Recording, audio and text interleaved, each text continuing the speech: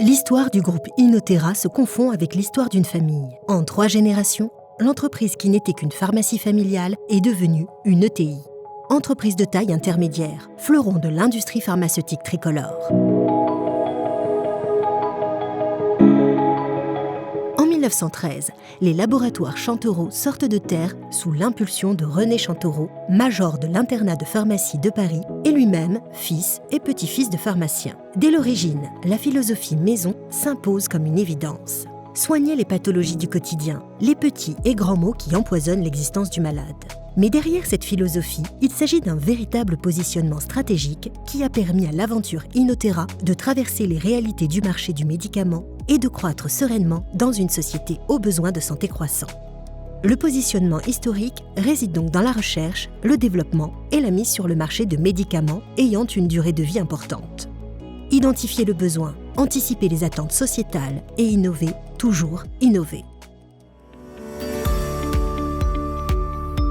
En 1950, Bernard Gobet, gendre du fondateur, reprend la direction de la société. Il oriente vers l'international, parie sur le lancement de nouveaux produits et donne une véritable dimension industrielle au groupe. En parallèle, il bâtit un outil de production extrêmement moderne pour l'époque avec la construction de l'usine de Chouzy. Usine toujours existante, modernisée et agrandie régulièrement et qui héberge depuis 2004 la partie recherche médicamenteuse, afin de rapprocher la recherche de la dynamique de production. En 1974, Patrick Chadonnet crée l'activité export du laboratoire. L'aventure Inotera s'organise pour sortir de l'Hexagone et se développer. En 1979, l'activité export menée par Patrick Chadonnet se concrétise et devient une filiale, Inotech International. 1986, Bernard Gobet passe les rênes à son fils Arnaud. Ce dernier, actuel président du désormais groupe Inotera, va opérer un virage stratégique majeur. Inotera ne cesse de s'adapter aux réalités de son marché et décide de concentrer ses produits sur la femme, davantage concernée par les pathologies du quotidien. En 1993, 7 ans tout juste après sa prise de fonction, Arnaud Gobet anticipe les évolutions comportementales et décide de diversifier le champ d'action des laboratoires vers la compression veineuse élastique, qui représente aujourd'hui presque 30% du chiffre d'affaires. Inotera acquiert une usine spécialisée en Suisse. Mais durant ces années, la branche médicamenteuse continue sa progression et se voit même récompensée pour son excellence. La complémentarité entre médicaments et contention mécanique fait désormais d'Inotera le seul laboratoire à proposer une approche complète sur le sujet.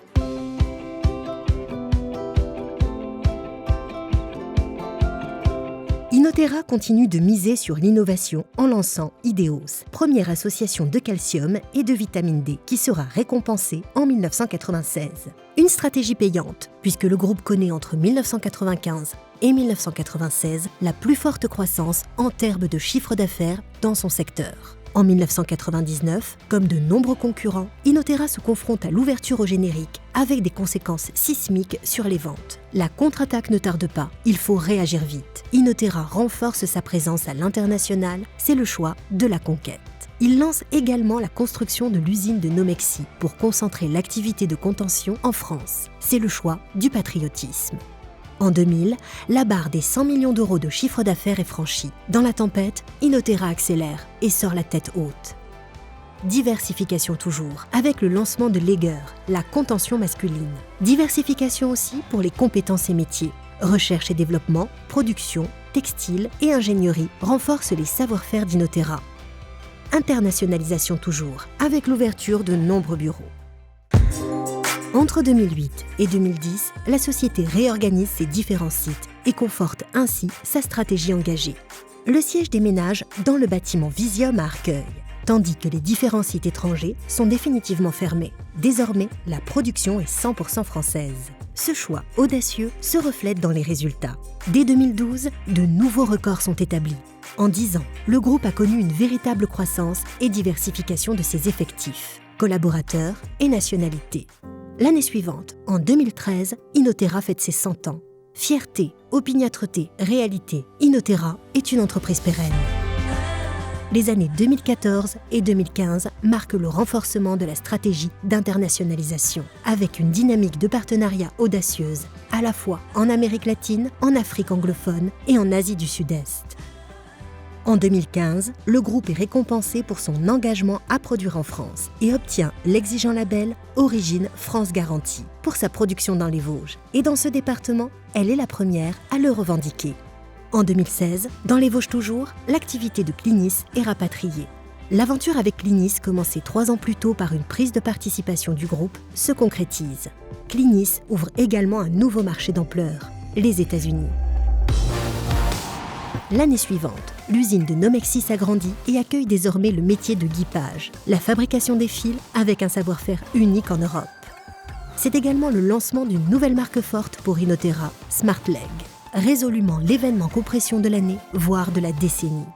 Une stratégie audacieuse et payante, puisqu'en 2019, le groupe franchit la barre historique des 200 millions d'euros de chiffre d'affaires.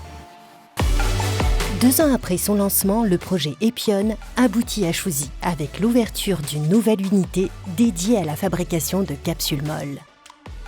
Un savoir-faire inédit s'ajoute ainsi à la palette d'Inotera, ouvrant de nouvelles perspectives industrielles et commerciales pour le médicament. En 2020, alors que la pandémie de Covid-19 frappe le monde, Inotera maintient le cap et réalise une opération sans précédent avec l'acquisition de Gibaud, expert français du textile de soins, pionnier de l'orthopédie et de la podologie depuis 130 ans. Avec Gibaud, la famille Inotera s'agrandit et renforce sa position parmi les leaders du dispositif médical en se dotant de 2 nouvelles aires thérapeutiques, l'orthopédie et la podologie. Et comme une consécration en 2021, Inotera et SmartLeg entrent à l'Élysée pour représenter les savoir-faire textiles et technologiques des Vosges. Une reconnaissance nationale pour un engagement sans faille à produire en France et à faire rayonner l'excellence tricolore dans le monde.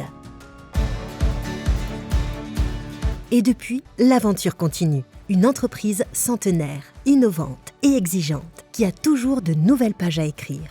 Avec vous.